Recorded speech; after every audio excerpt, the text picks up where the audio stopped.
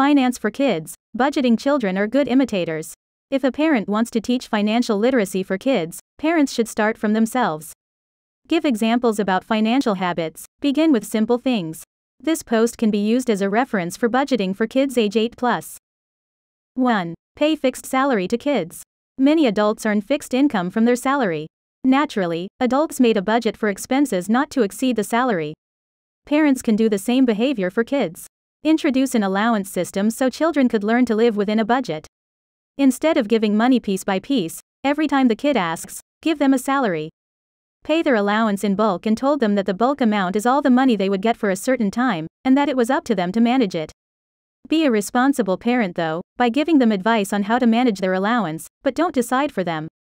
Give their bulk allowance in cash, as it is easier to learn and manage something visible like cash. In the beginning, start with a shorter period. For example, if the kid monthly allowance is $400 per month, parent might use this schedule. Month 1 to 2. Give bulk allowance once a week, $100 per week. Month 3 to 4. Give bulk allowance once every 2 weeks, 200 halves of a week. Month 5+.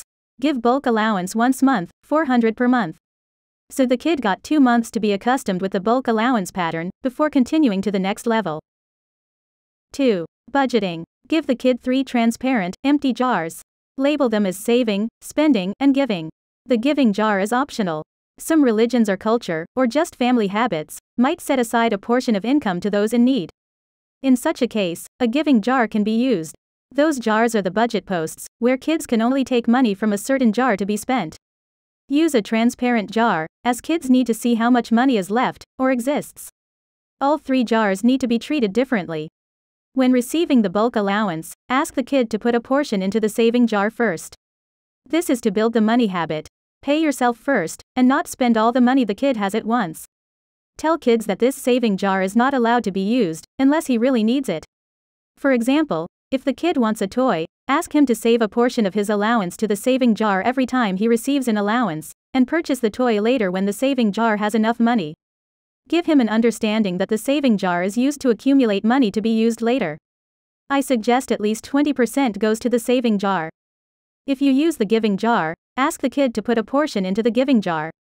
Depending on your family habit, giving jar can also come first, and saving jar second.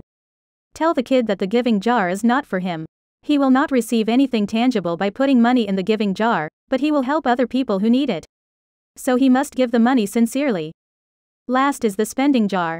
This must come last, to form a good money habit. Tell the kid that a spending jar is money to buy items he'd like. But don't spend anything at once. A simple explanation is using daily budgeting. If the kid has 70 weekly allowance for the spending jar, tell him that spending all 70 up front means he will not get any money until the next week. So if he receives allowance on Monday, and spends all spending jar on Tuesday, he will have no money for the rest of the week. To help him, parents can keep the saving and giving jar, so the kid will not be able to take money from the other 2 jars. Another way to help the kid is by teaching him to use daily budget limits. If allowance 70 per week, means the kid can only spend at most 10 per day. An older kid with a smartphone might be given spending tracker apps. There are a lot of free spending tracker apps for Android or iPhone. Older kids can then track their expenses. This step is entirely optional.